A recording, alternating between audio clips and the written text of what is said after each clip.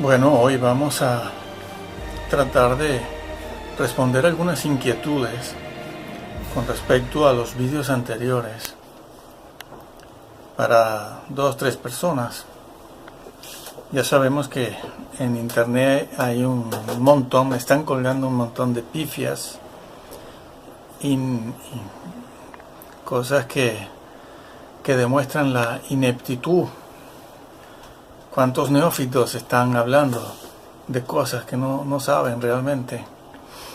Pifias por todos lados, desastres teológicos. Bueno, vamos a ubicarnos en la segunda venida del Señor a ver si es verdad todo esto que están diciendo de la segunda venida del Señor.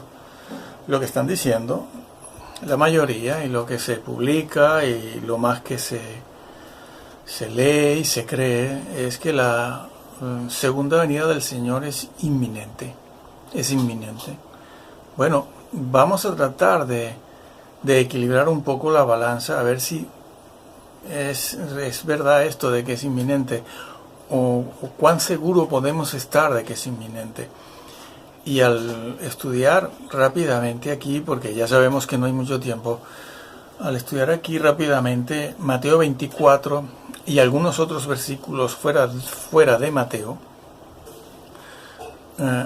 lo que vamos a hacer es ver solo ese aspecto, solo ese, de saber si existe, si es inminente, y por otra parte, si el arrebatamiento o la segunda venida del Señor se va a realizar en dos partes. Una primera parte secreta es lo que comúnmente se llama llaman el rapto, que no es otra cosa que el arrebatamiento. Y después una segunda parte que es visible, ¿no? Una manifestación visible. Solo vamos a ocuparnos de eso, así que no vamos a hacer una exégesis completa de cada versículo por versículo, sino solo vamos a ver por encima el aspecto, ese aspecto, repito, que es el de saber si existe un rapto o un arrebatamiento secreto, y poder ver si es verdad eso que dicen de que la segunda venida del Señor también es inmanente, es decir, ya pudiera ser hoy, mañana, que nosotros queremos que sea hoy. ¿Por qué? Porque hay mucho sufrimiento, no es fácil el cristianismo verdadero, el verdadero hoy en día, etcétera, etcétera. Para ello vamos a leer o comenzar a leer el capítulo 24, y comenzamos en ese versículo donde los discípulos del Señor le hacen una pregunta. Son los discípulos, que son judíos, que son hebreos, y le dicen: Señor, ¿qué señal habrá de tu venida?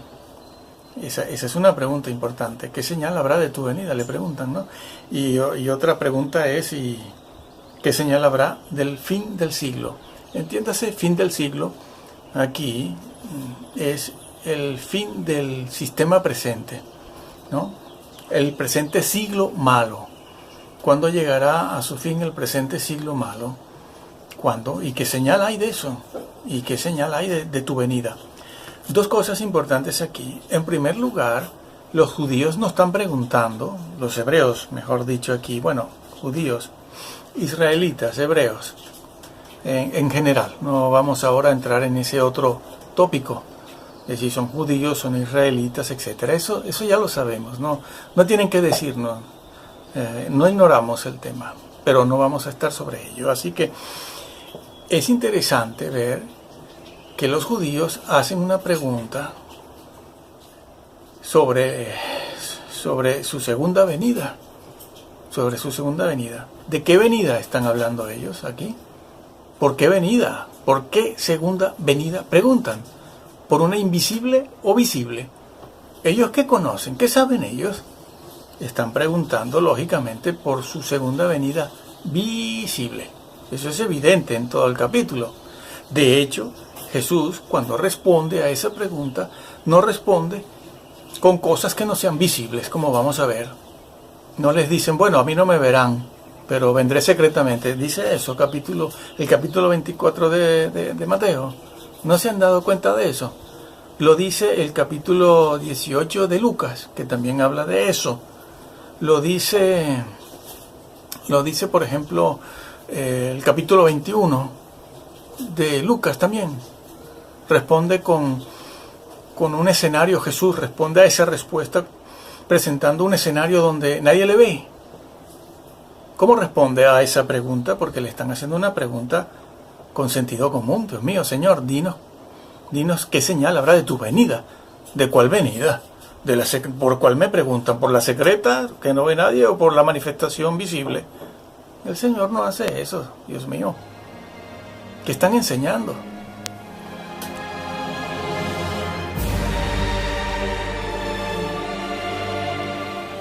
Bueno, así que ellos preguntan por una segunda venida visible. Otra cosa importante aquí que pasamos por alto, casi todo el mundo, es, ¿cómo saben los judíos, estos discípulos, que no eran tan ignorantes como a veces creemos? ¿Cómo sabían de la segunda venida de Cristo? Porque nosotros como cristianos, en general el pueblo evangélico, asume que ellos de la segunda venida no sabían nada hasta que vino Pablo y lo dijo, o lo dijo Juan en el Apocalipsis, cerca ya del año 100 de nuestra era. No, ellos sabían de la segunda venida, mucho antes de la crucifixión y de la pasión de nuestro Señor. Ellos ya sabían de la segunda venida visible. ¿Quién les dijo eso? ¿Quién les puso al tanto? ¿Quién les habló de esa segunda venida? Lo sabían. Y preguntan por ella. Preguntan. Pasamos por alto eso. Que ellos sí sabían de que Cristo, ese que tienen delante, se iría y vendría otra vez. Si tenemos en cuenta esto, de que los judíos sabían que Él se iría y volvería por segunda vez, ese conocimiento, esa verdad es bíblica, no es una opinión, va a modificar, a matizar la interpretación de muchos otros versículos que han sido interpretados de manera errónea por no haber tomado en cuenta esto de que los discípulos sabían que el Señor vendría, se iría y vendría. Bueno, ese es el tema, se dan cuenta, ¿no? Bueno, entonces Jesús va a responderles sobre cómo va a ser su segunda venida. ¿Cómo va a ser? Vamos a ver si entre todos los escenarios que presenta el Señor aquí en Mateo 24, Lucas 21, Lucas 18, Apocalipsis, vemos a la iglesia o no la vemos porque ha sido arrebatada. Vamos a ver cuán secreto es eso. Y si es inminente, cuán inminente es. Esto es para reflexionar, para ir ajustando un poco nuestra interpretación, acercarnos un poco más a la verdad, porque va a suceder lo que está profetizado. Se van a cansar de esperar, se van a sentir decepcionados. Sí, bueno, y no sabemos si van a buscar a los que les han enseñado errores para pedirles cuenta. Bueno, el Señor dice, bueno, vendrán muchos en mi nombre, diciendo yo soy el Cristo, y a muchos engañarán. Vendrán muchos en mi nombre, diciendo yo soy el Cristo, o yo he venido en el nombre del Señor. Es interesante esta expresión allí en Lucas también. Tengo la Biblia. En Lucas 21, respondiendo a esa misma pregunta, el Señor dice algo muy importante que nadie toma en cuenta. ¿Por qué? Porque no les interesa. No pueden, porque entonces tendrían que cambiar un montón de cosas y tendrían que dejar otras cosas. El Señor allí, en Lucas 21, respondiendo esa misma pregunta, dice, Él entonces dijo, mirad que no seáis engañados. ¿Quién va a engañar? A ver, vamos a ver, ¿quién puede engañarnos? ¿A quién se está refiriendo? ¿A qué mentiroso? ¿A qué engañador se está refiriendo el Señor? a los ateos otra vez, a los mentirosos, a los hipócritas, a los miembros de la sociedad, nuestros vecinos que son eso que llamamos buena gente. Esos, que a veces van a algún tipo de iglesia, a lo mejor una vez, de vez en cuando. Se estaba refiriendo a eso. Esos nos van a engañar. Y nosotros somos tan tontos que nos vamos a dejar engañar por ellos, claro. No, hombre, no, por Dios. ¿Quién va a engañarnos? Líderes cristianos. Lo dice, lo leo, lo voy a leer. Dice, entonces dijo, mirad, que no seáis engañados, porque vendrán muchos en mi nombre. Como explicamos en el vídeo anterior, muchos es mayoría. Se amontonarán maestros, la mayoría, dice Segunda de Timoteo 4, la mayoría. Porque vendrán muchos en mi nombre, diciendo yo soy el Cristo. Ya desde hace mucho tiempo han venido muchos diciendo yo soy el Cristo. Y otros han venido diciendo el Señor me llamó, estoy aquí para que me sigan. Eso es lo que dicen, se autopostulan. No me da púlpito el pastor. Quiero púlpito y si no lo monto yo solo. Sí. Diciendo yo soy el Cristo. ¿Y qué más? Dice, el tiempo está cerca. Sí, los engañadores iban a venir en el nombre de Cristo diciendo el tiempo está cerca. ¿Qué significa esa frase, el tiempo está cerca? Pues significa eso, Cristo viene. Iban a venir así diciendo, Cristo ya está aquí, Cristo viene, es inmanente. ¿No se han dado cuenta de que la Biblia dice eso? ¿Y qué dice el Señor? No los sigáis, pero le siguen a multitudes. La Biblia no está equivocada. Cuando profetizó lo que profetizó para el fin de los tiempos, en el día del juicio, no se quejen. Los siguen, compran sus libros. Muy poco leen la Biblia. Muy poco. Si la leyeran, el Espíritu Santo les iluminaría un poco más y no se dejarían engañar. Están siendo engañados. ¿Por qué? Por eso que dicen eso. No que no hablen de Jesús, pero hablan muy poco. Estos líderes, estos pastores, diáconos, líderes, miembros de iglesia, maestros, también hablan de Jesús, pero muy poco y superficialmente. Y cuando están predicando sobre la persona del Señor, se desvían a un montón de otros temas y después regresan a Jesús, encausan el mensaje en la persona de Jesús, pero superficialmente. Y allí se queda aquello. Y después van a Rusia, Irán, nefilines, gigantes, adámicos, alteración de la genética, etc. Cosas estas que son ciertas, no las negamos. Pero no podemos estar ubicándonos ahí. Porque ese es el engaño. Bueno, no es el engaño, es parte del engaño. El engaño es muy complejo, es doctrinal y es espiritual. Bueno, seguimos en Mateo 24, a ver qué sigue diciendo el Señor, para ver si está la iglesia presente en toda la tribulación y si la venida del Señor es inminente o cuán inminente es, porque ciertamente estamos en los días finales de los últimos tiempos. Sí que estamos. ¿Sí? Dice, oiréis de guerras y rumores de guerra, mirad que no os turbéis. Esa palabra, turbar. Esa palabra, turbar y conturbar, se usa en el Antiguo Testamento y aquí, no para hablar de las vicisitudes, contratiempos o la tribulación o el afán del diario vivir, de una vida cotidiana. No. Busques el significado, tanto en el original como en cualquier diccionario castellano, que abunde un poco en la descripción del vocablo. Implica una persona que está turbada, confundida, etc. Búsquenlo. Pero es un término, es un vocablo usado siempre en un escenario de guerra, no en un escenario cotidiano de la vida y su afán y sus contratiempos cotidianos, sino en otro contexto mucho más difícil también.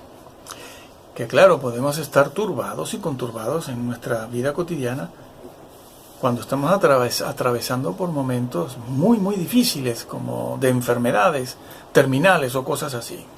Bueno, ¿por qué les dice esto? No os turbéis. ¿Por qué no emplea otro vocablo? Otro vocablo diferente, que lo hay, que está en la Biblia, como angustiarse, si no turbéis. Por lo que dice a continuación, dice, porque se levantará nación contra nación, nación contra nación. Hay guerra, el fin es inmediato. Un momento. No dice que el fin es inmediato, ni dice que la iglesia está afuera, que ha sido arrebatada. No lo dice todavía. Nación contra nación se levantarán, reino contra reino, y habrá pestes y hambres. Estas cosas, cuando se den en el grado y en el nivel en el que tienen que darse, crearán turbación y conturbación. Bueno, y terremotos en diferentes lugares. No toda la tierra, en diferentes lugares. En otros lugares estarán brincando, comiendo, casándose y dándose en casamiento. Ojo, diferentes lugares, no toda la tierra. Habrán cosas que es para todo el planeta y otras que no. En este momento hay quienes están pasando por la gran tribulación, porque no me digan que esto de cortar manos a niños no es una gran tribulación. Esto de ver morir en las jaulas, quemados o ahogados o desmembrados a los cristianos en muchas partes del mundo, no es una gran tribulación. Eso no es una gran tribulación. Entonces, ¿qué es una gran tribulación? Para ellos que lo están sufriendo, lo es. Están muriendo de esa manera. Aquí nadie hace nada. ¿Saben por qué? Porque esto interesa a algunos. De eso no voy a hablar porque tampoco me van a creer. Además, no lo van a entender. No lo entienden. Es muy difícil de aceptar la verdad que está detrás de todo esto. Son nuestros políticos, la clase, las esferas elevadas, las altas esferas, que les interesa que estas cosas sean así, porque eso ayuda a mantener el poder. Es todo lo que voy a decir. Bueno, en diferentes lugares, porque en otros lugares estarán plantando, casándose, dándose en casamiento. En otros lugares estarán comiendo, vendiendo, comprando, disfrutando de la vida. Tomen en cuenta eso, que el Señor lo dijo, como en los días de Lot y los días de Noé. Eso tiene que entrar aquí también. Dice entonces, y todo esto será principio de dolores. Son principios de dolores. No es todavía la tribulación, la grande. Ni estamos cerca del final. Aunque estemos en los últimos días. Sí, claro que estamos, yo lo creo. Pero cuidado con eso de que es inmanente. Bueno, hay que ver en qué grado es inmanente. Y sigue diciendo, entonces os entregarán a tribulación. Bueno, aquí abre un compás. Aquí habla de hechos que han sucedido en la historia y otros que van a suceder o están sucediendo ya al final. Repito, os entregarán a tribulación, os matarán. Más abajo dice, muchos tropezarán y entonces se entregarán unos a otros. Un incrédulo entregará a otro incrédulo. No, hombre, no. Está hablando de creyentes. Un creyente entrega a otro. Es que no lo estamos viendo. La mayor parte de los creyentes no tienen ningún interés en la doctrina verdadera. Tienen interés en esto de los asteroides. Todos van colgando vídeos con los sueños que tuvieron anoche. Lo que el Señor le dijo a este, le dijo al otro. Que si los nefilines, los grises. Que si hay gigantes enterrados en las rocas, en las piedras que van a salir mañana. Y aunque muchas de estas cosas son verdad, pertenecen, son hechos históricos además, no es ahí donde los creyentes están haciendo y poniendo ni su énfasis, ni su doctrina, es ahí donde están poniendo su énfasis, su doctrina, su interés y toda su vida. Cuando no ven Harry Potter, las novelas y todo esto, no ponen su énfasis en la persona de Jesús, que es lo que tenemos que hacer en este momento. Bueno, unos a otros se entregarán, eso está dicho en Apocalipsis, cuando se habla de aquel caballo. Bueno, eso es. Entonces, unos a otros, se trata de los creyentes. Estamos divididos ya. ¿Por qué? Porque entró la apostasía mayoritariamente en la iglesia. Eso nos divide. También estaba profetizado. No lo podemos evitar. Tiene que ser así.